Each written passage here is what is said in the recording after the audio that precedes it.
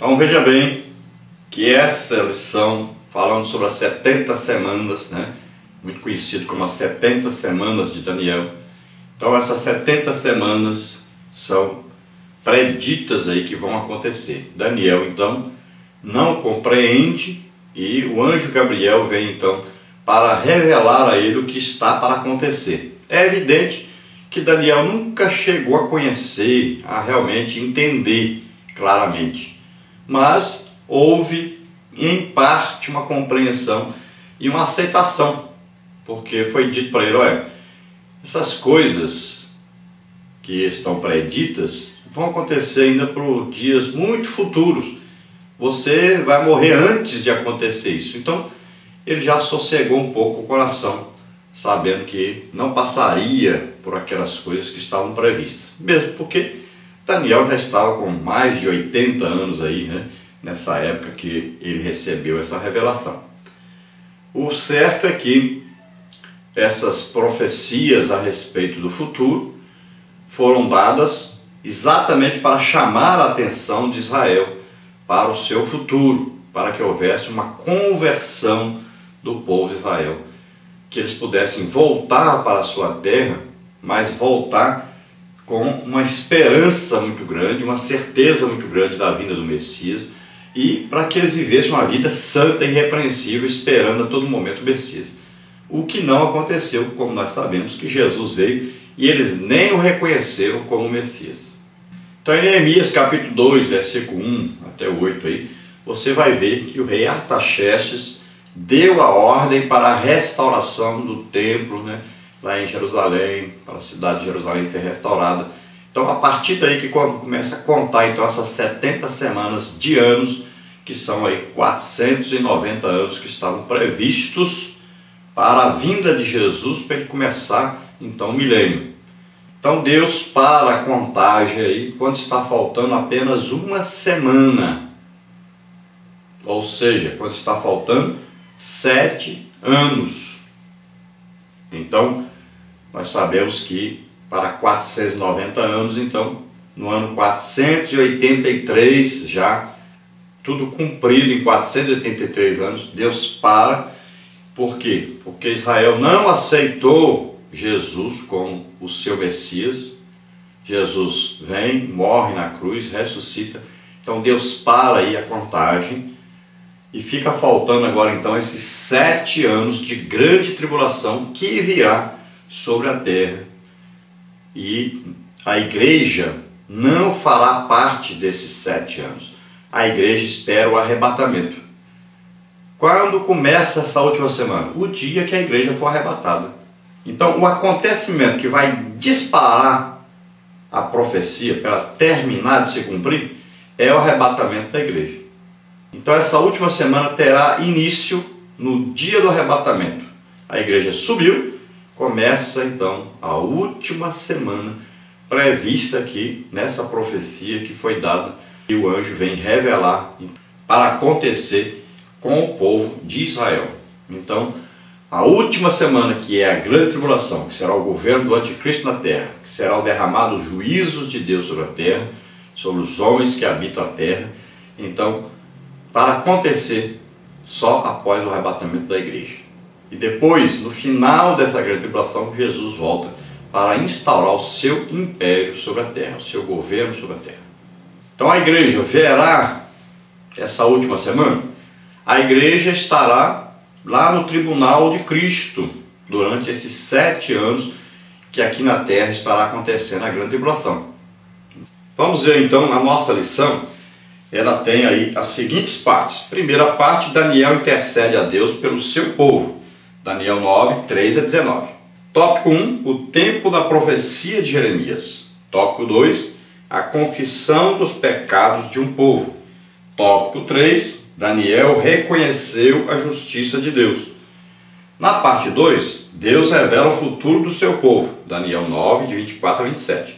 Tópico 1, as 70 semanas. Tópico 2, os 3 príncipes são mencionados na profecia. Tópico 3, no intervalo que precede a 70ª semana. Depois, na parte número 3, os propósitos da 70ª semana, Daniel 9, 27. Tópico 1, revelar o homem do pecado. Tópico 2, a grande tribulação. Tópico 3, revelar a vitória gloriosa do Messias. Vamos então à introdução. Diferentemente dos capítulos anteriores, o 9º capítulo de Daniel não descreve o futuro dos impérios mundiais, mas o de Israel. Nesta lição, estudaremos a pesquisa de Daniel quanto à profecia de Jeremias, as 70 semanas, um período de 490 anos para o povo judeu. Esse período compreende o fim do tempo da escravidão e do exílio dos israelitas em terras estranhas.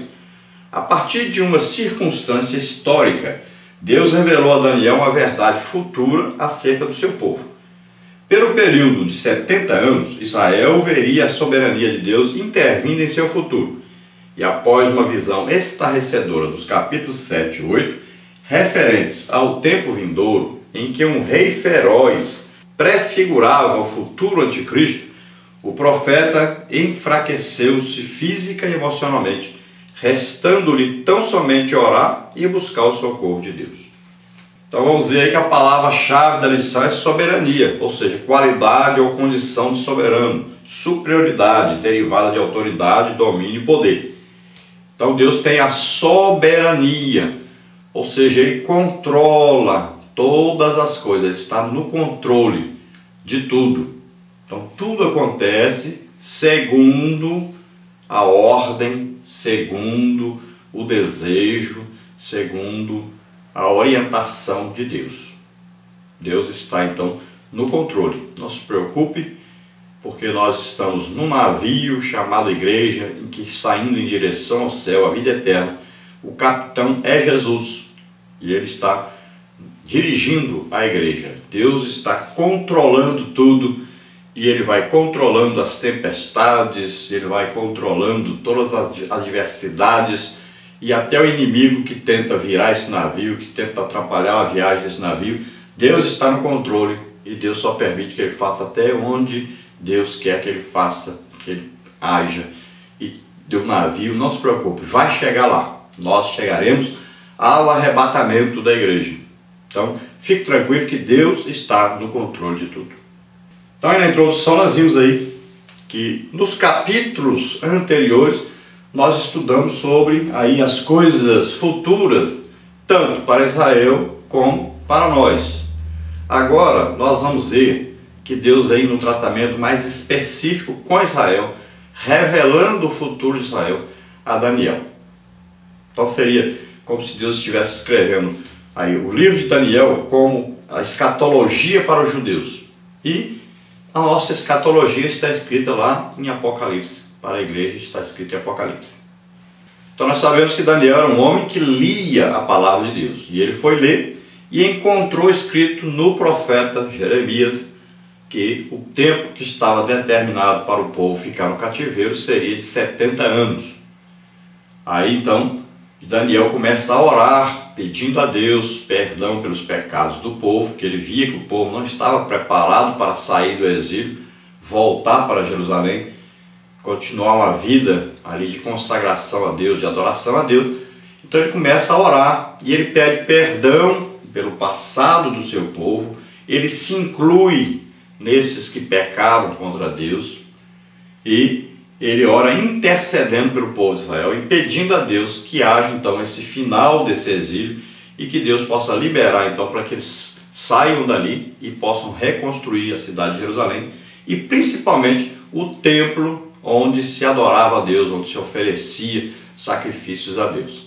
Então Daniel começa a orar e vem então uma revelação para ele do futuro do povo de Israel, revelado que 70 semanas seriam então previstas para o povo de Israel, e essas 70 semanas então representam aí 70 semanas de anos, que são 490 anos.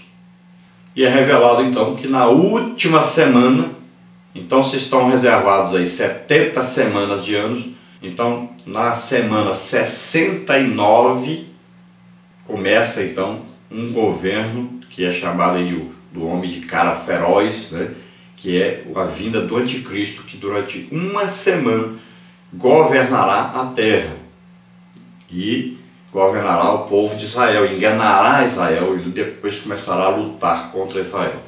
Vai matar muitos judeus. Então está previsto isso e é revelado a Daniel isso.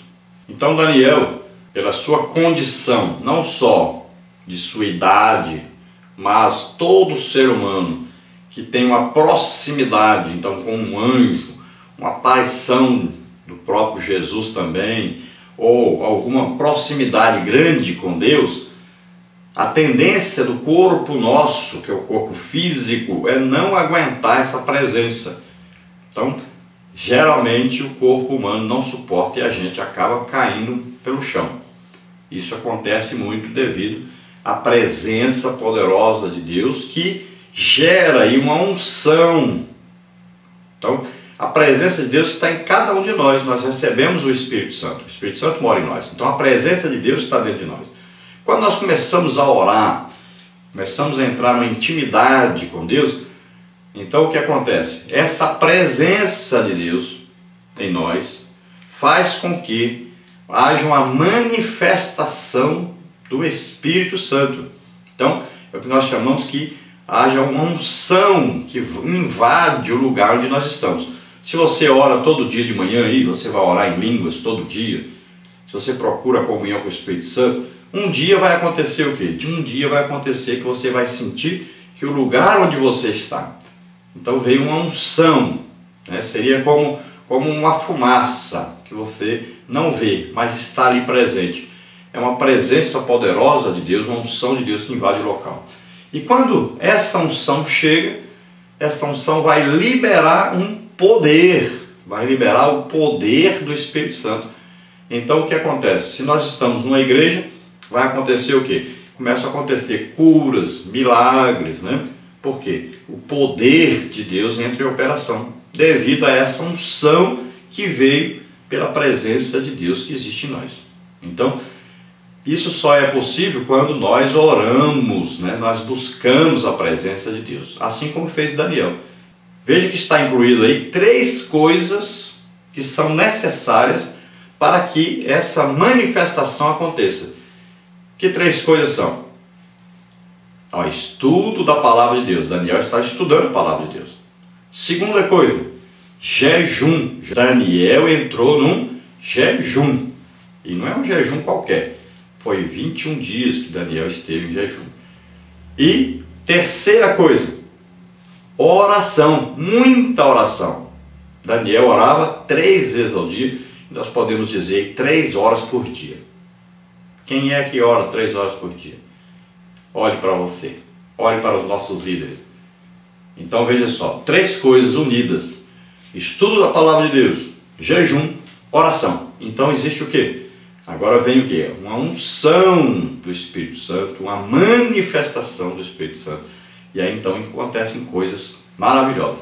E o corpo físico nosso não suporta esse acontecimento. E geralmente o que acontece é que as pessoas caem pelo chão diante dessa unção, desse poder de Deus, dessa manifestação do Espírito Santo. Mas isso só é compreendido, entendido por aqueles que se dedicam realmente a estudo da palavra de Deus, jejum e oração. Não é apenas aí 10 minutos, 15 minutos de oração, não é um jejumzinho de 1 hora, 2 horas, ou então porque você ficou sem tomar café de manhã. E nem é também o estudo da palavra de Deus, de qualquer maneira, só lei, mais nada. Então, são coisas que acontecem com aqueles que se dedicam realmente a entenderem a palavra de Deus, estudarem a palavra de Deus. São aqueles que também que estão dispostos a sacrificar os seus corpos em favor dos outros, jejum para que os outros sejam abençoados. E são aqueles também que estão orando, buscando a comunhão com o Espírito Santo, conversar com Deus, ouvir Deus falar com ele. Então não é oração qualquer.